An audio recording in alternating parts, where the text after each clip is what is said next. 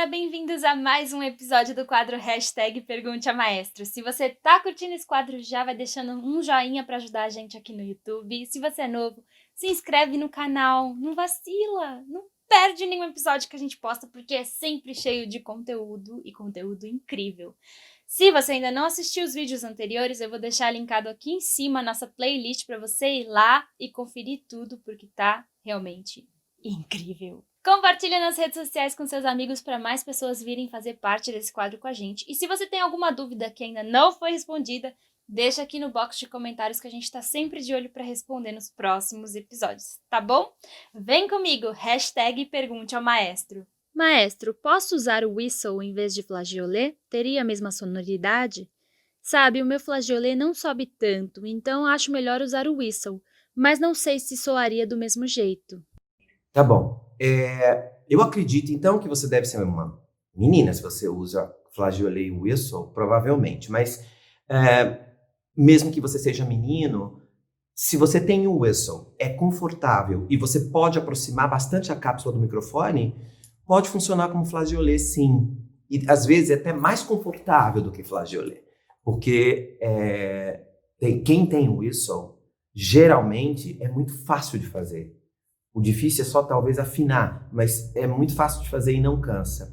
Então, você pode sim substituí-lo. Só que você tem que conversar com o seu professor para você poder encorpar esse som, para que ele fique um pouquinho mais presente com a mudança do trato vocal. Então, afinar o whistle, afinação de chiaroscuro eu estou falando, tá?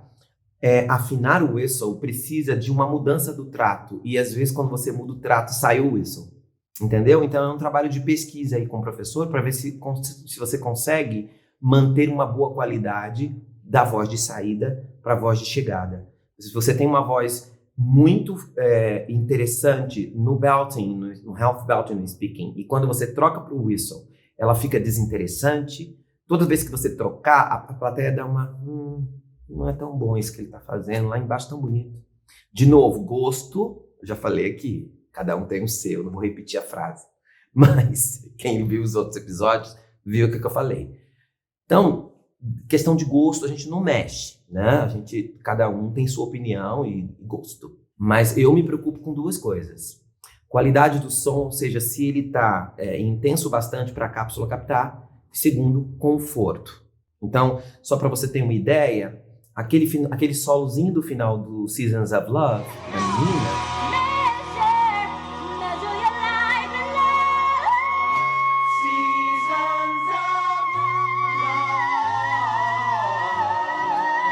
algumas pessoas fazem de flageolet, algumas fazem de whistle.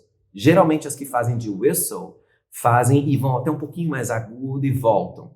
E as que fazem de flageolet tentam fazer menorzinho para parecer um whistle, sabe? Mas que bom, né, que não tem regra. Que bom que não tem isso. Que a gente pode usar a nossa voz para fazer o que a gente quiser de uma maneira confortável. Mas espero ter te ajudado, tá bom? Olá, maestro! Sou cantor e me dedico ao estudo do canto lírico. Sabemos que dentro dos estudos, as escolas, professores, nos passam uns variados estilos de obras como áreas de ópera, cantatas, oratórios, lead, melodia, e dentro disso temos as canções brasileiras. Muito é falado sobre não termos ainda uma escola formal do canto lírico no Brasil, mas gostaria de lhe perguntar se nos estudos existe alguma peculiaridade ao cantarmos esse estilo, como técnico e interpretativo, sabendo que o fator do idioma pode interferir em diversas questões. Gostaria de algumas dicas, pois assim como me identifico com a linguagem do canto lírico, sinto a importância em executar a nossa música brasileira e os nossos grandes compositores. Muito obrigado e gratidão pelos vídeos. Ótimo. Olha, você tem razão em a gente dizer que o Brasil não tem uma escola formal, assim como os Estados Unidos também não. A gente importa das 4 escolas as nossas escolhas. Mas as escolhas interpretativas e as escolhas dentro desses estilos que você está falando, art song, que incorpora aí lead, mas mesmo assim, se você pensar a diferença entre fazer uma melodia francesa, um lead e uma canção brasileira, mesmo aí, todas são art songs, mas existe uma diferença. E aí se especializar é a coisa mais importante. Isso você não precisa de uma escola de canto, porque você pode ter um coach especialista nisso, um musicólogo, que vai te ajudar a entender como executar isso também vocalmente. Áreas de ópera também não são generalizadas. Então, você vai dizer para mim que você quer cantar uma área do alto bel canto, por exemplo, um Donizetti, você não vai fazer do mesmo jeito que uma ópera séria handeliana, tá? Mesmo sendo de coloratura. As coloraturas são diferentes, a frase é diferente, tem uma série de coisas diferentes, etc. E que é diferente de uma coloratura verdiana, por exemplo. Então, você precisa de um coach, sim, para te ajudar. Existem professores de canto que gostam de dar aula de técnica, eu, por exemplo. Então, existem professores que não gostam muito de dar aula de técnica, mas são excelentes repertoristas. E existem escolas de canto, principalmente europeias, onde você pode, lá dentro, ter uma aula específica para recitativo com o professor.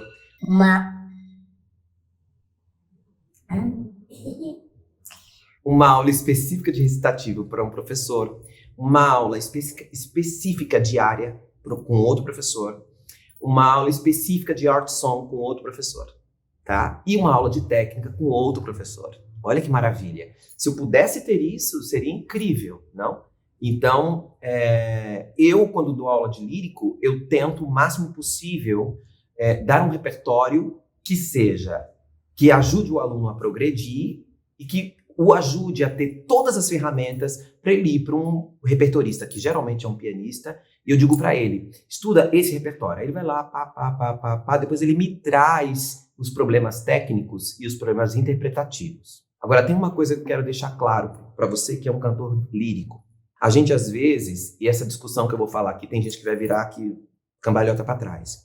O canto para teatro musical e pop se preocupa muito com o texto. A gente tem uma coisa muito ligada no texto, porque o libreto é basicamente tudo que eu vou fazer de interpretação no meu musical, por exemplo. E no caso do pop, é o que eu vou fazer com que as pessoas se identifiquem com o que eu estou falando. E existe uma tendência no canto lírico, a técnica e a sonoridade, e o texto fica um pouquinho para trás. Os cantores líricos vão dizer que não, tá? Eu sou cantor lírico, vou dizer não. Mas, infelizmente, é o que a gente escuta. Então, há muitos cantores e mesmo plateia criticam cantores líricos que passam do seu segundo passagem. A gente não entende muito o que estão cantando. Uma soprano lá no agudo não entende. A gente não entende o idioma. Ou você vai assistir ópera, por exemplo, num idioma e você tem legendas daquele mesmo idioma para você poder entender o que está sendo cantado. Então, deixa eu explicar um pouco sobre isso. Dentro do canto lírico, você precisa ter essa ideia do texto como uma força do personagem. Mas existem limites, porque esses limites de articulação podem interferir na pressão subglótica. Então, realmente, tem uma coisa diferenciada aí. Mas não quer dizer que eu não possa usar o texto e o subtexto ao meu favor. E existem estilos onde isso fica mais forte. Por exemplo, num lead, você não vai ter uma tessitura extrema de uma área de ópera. Então, você precisa falar bem esse texto. Aí você entra num outro assunto, que você citou aqui, que é a dicção correta do idioma. Então, se você não faz a dicção correta do idioma, não só você não vai ser entendido, como várias coisas de regras de dicção que vão te ajudar a emitir melhor não vão estar presentes e a sua interpretação vai ser ruim, né?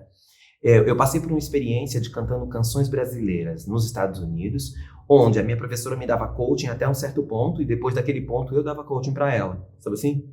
Aqui no Brasil a gente faz assim. Esse fonema é assim. E isso precisa ficar deste jeito, tá? É Santoro, de um jeito de cantar. Tá? É Villa-Lobos, muda um pouquinho. E aí se for Carlos Gomes, é outra coisa. Então, aí ela não conhece. Ou um coach que não seja do teu país, não vai conhecer essas sutilezas, né, que devem ser trabalhadas. Então, conselho, do seu professor de técnica, você pergunta, quem é um bom repertorista que possa passar esse repertório comigo? Geralmente é um pianista maestro que vai te ajudar a entender esse universo que é muito vago.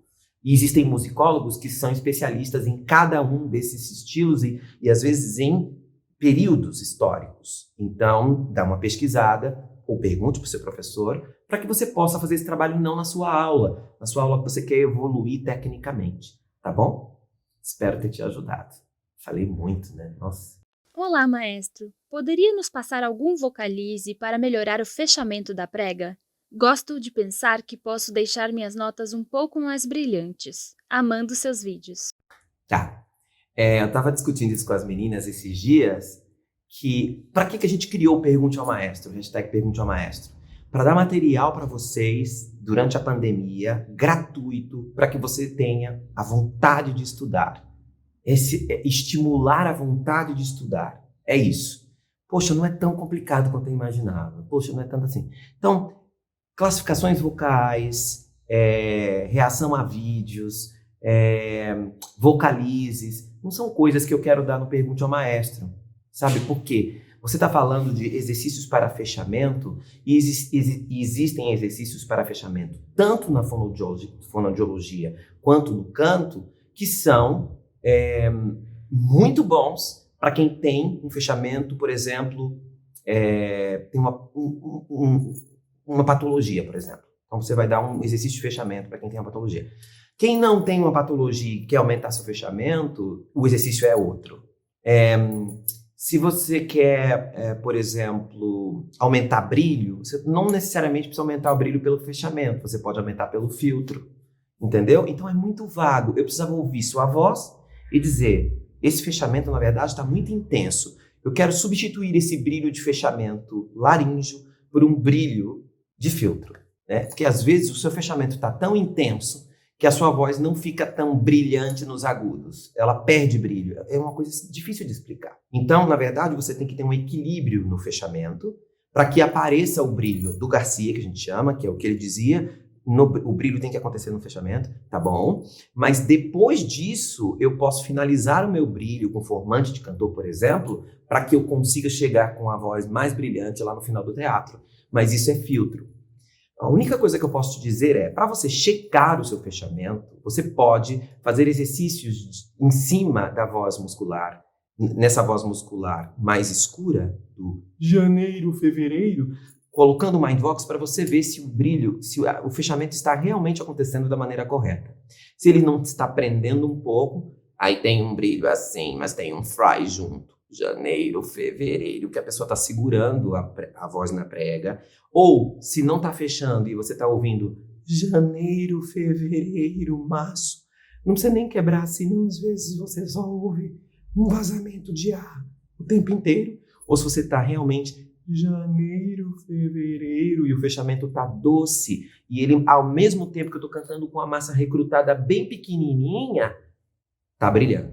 A partir daí, você faz exercícios Marconi, gosto de fazer exercícios de filtro. Então, exercícios que unam a cavidade rinofaríngea, pense na cavidade rinofaríngea, o palato se elevando para a cavidade rinofaríngea, na direção dela, e, ao mesmo tempo, o uso da cavidade nasal. Se você é um cantor lírico, por exemplo, isso vai ficar incrível. Então, você vai ter oscuro e chiaro, e eu vou combinando o oscuro com o chiaro.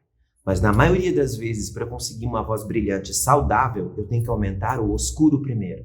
Porque o oscuro é que vai me ajudar a proteger elevação de laringe, aumento de aperto, né? Não quero nada disso. Então eu vou no oscuro, quando eu vejo que está muito bom o oscuro, eu coloco o brilho. Essa é talvez a diferença básica do trabalho que o Garcia sugere e que eu faço. Eu amo o Garcia, tá? Eu amo. Eu acho esse homem um gênio. O primeiro cientista vocal, na minha concepção. Professor de canto que quer fazer ciência. Eu acho isso deslumbrante. Mas ele dizia que o brilho vem do fechamento e o oscuro, o chiaro vem do fechamento, o brilho do chiaro, e o oscuro do filtro, tá? Das suas cavidades. E por isso, ele só pegava alunos que tinham um bom fechamento. Eu gosto de pensar, sim, num fechamento bom no início, mas não tentar exagerar demais um fechamento, porque isso pode gerar tensões intrínsecas, extrínsecas, músculos do pescoço, um monte de coisa pode ajudar a fechar. E aí você fica nessa coisa de querer fechar e você termina tendo uma patologia, porque você está usando os músculos errados para fazer isso. Entende? Então se certifique sempre do seu oscuro primeiro. Se você está tendo essa sensação de amplitude dentro da sua garganta, para que nada faça isso. Aí você diz para mim, mas os músculos intrínsecos estão fechando. Tá. Se eu deixar os músculos intrínsecos fecharem sozinhos e não tem ninguém ajudando, eu escuto o fechamento correto que deve acontecer, a contração correta do TA e o alongamento correto do CT. Mas, se você não tem um ouvido bom e não tem uma propriocepção boa, o que pode acontecer? Esses outros músculos que não deveriam estar participando vão aumentar seu brilho de fechamento e você vai ficar feliz, a priori. Depois você vai começar a dizer assim, já não subo tão bem, perdi algumas notas nos agudos, sabe? Então, cuidado com essa coisa do brilho de fechamento, tá bom?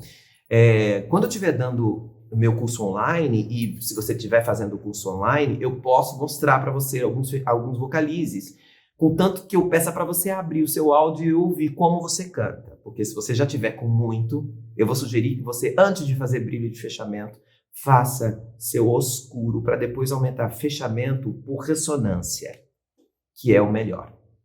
Olha que engraçado. Eu sou adepto do Garcia, mas eu faço todo esse trabalho antes para depois, quando o aluno está com tudo legal, eu digo, vamos aumentar um pouquinho esse fechamento?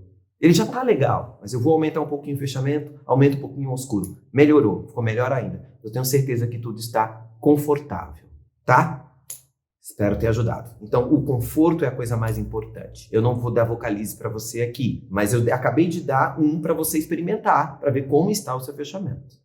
E a partir dele, comece a pensar em ressonância. Depois você pensa em fechamento da prega vocal, porque realmente uma das piores coisas para tirar é uma voz baixa, uma voz que tenha fechamento intenso na prega vocal. É muito difícil de tirar isso. A gente chama de, eu e a Silvia, chamamos de brilho do mal, que é um brilho que não me ajuda em nada. Então o aluno fica falando, olha, eu tenho uma voz bem brilhante, eu gosto dela, mas eu só não subo, porque eu não consigo, eu faço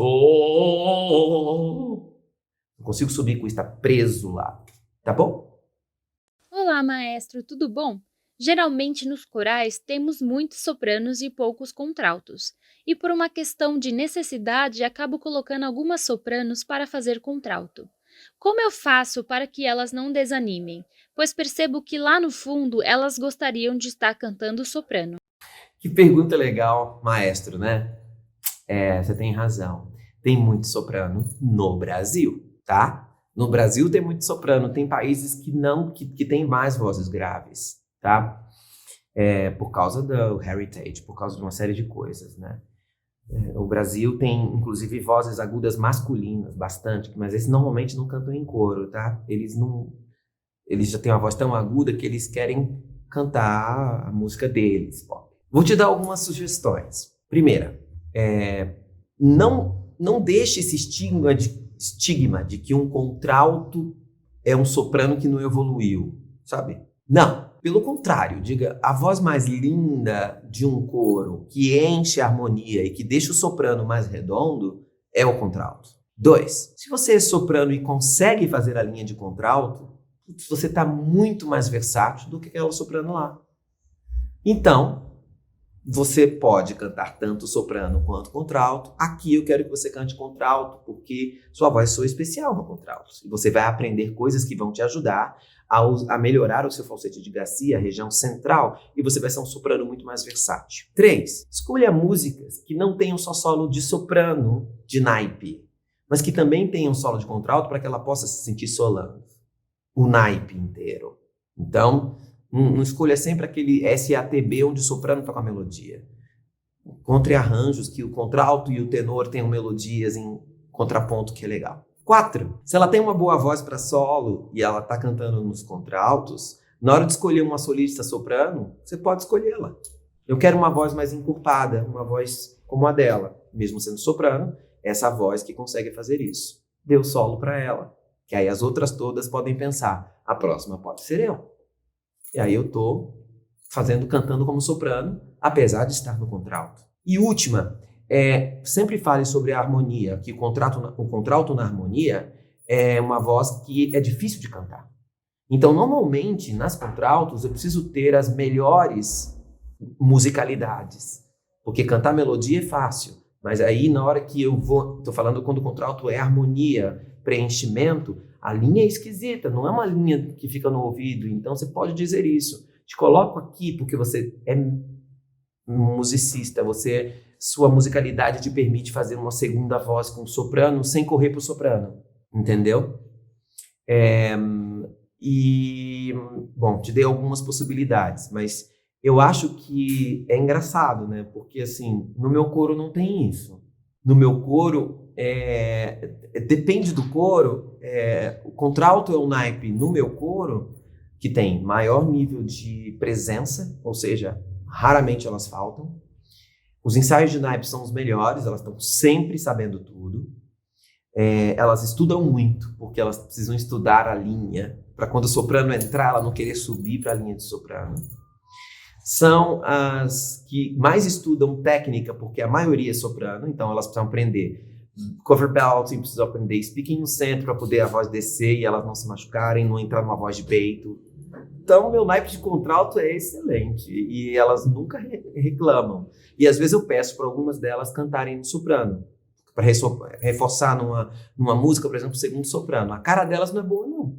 Cara, tá bom, eu canto, eu prefiro cantar aqui, mais confortável, meu timbre é bonito aqui. Elas celebram o seu timbre também, porque eu estimulo isso, né?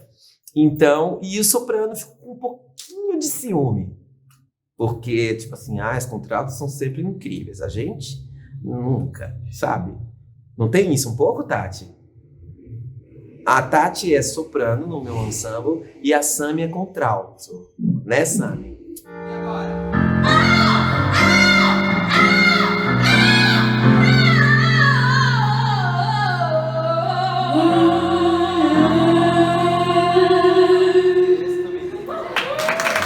Rola isso um pouquinho do que eu tô falando? Acho que rola, não rola? É pra gente responder? Gente, pergunte à equipe do maestro. Eu quero que vocês me digam se não é verdade um pouco disso que eu tô falando. Rola bullying, porque a gente é soprano. E dos nossos neurônios também. Mas não de mim, hein? Na verdade, elas não gostam muito de estudar mesmo não, maestro. Ó o bullying. Algumas gostam sim de estudar, mas os ensaios de naipes da soprano tem 3 pessoas. Porque elas sabem a melodia. Elas vão de ouvido, é verdade. É verdade, eu sei. Esse episódio tá cheio de exposed. Pois é. Não, mas é legal vocês dizerem a experiência de vocês no ensemble, porque as pessoas não sabem qual é a experiência de estar no ensemble. A Tati é belter, poderia estar cantando nos contraltos, sem problema. Mas eu não... poderia fazer flageoleno, soprano não sabe não. Só que eu prefiro a voz dela no soprano porque ela tem flageolenos agudos, e aí as apontaturas vão ficar melhor. Então é uma escolha. E eu acho que como maestro você tem que fazer essa escolha também. Sabe? De, às vezes, usar o que é melhor naquela voz.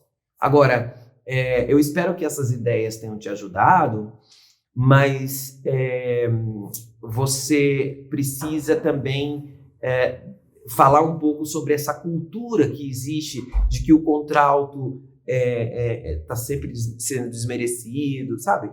Eu acho que explicar para ela, para essas contraltos, que no conjunto harmônico, o contralto é uma voz importantíssima para dar corpo para o som do coro, para o soprano não ficar embicado lá em cima, sabe? Então, quando o naipe tem um bom contralto, normalmente o soprano melhora. Diga isso. É muito importante. Teve o depoimento aqui das minhas duas. E você viu que a minha contralto fala agudo, né? Então, é isso. Não vá pela fala.